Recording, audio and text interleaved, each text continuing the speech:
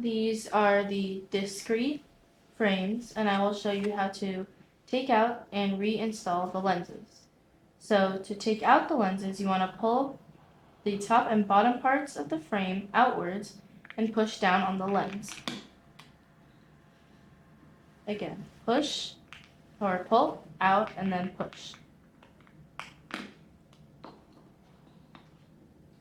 Now, to reinstall the lenses, you're going to take the upper corner and this part and slide it into the grooves over here.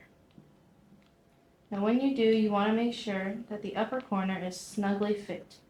And you're going to take your thumb and 2 fingers and you're going to push opposite ways until the corner over here slides into the groove.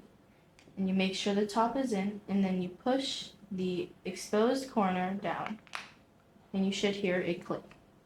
So again, you're going to start out with this corner and this part of the lens into this part of the frame,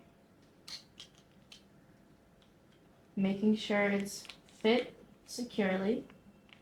And then you take your thumb and your 2 fingers and you push down and push up at the same time to slide the other corner into the groove.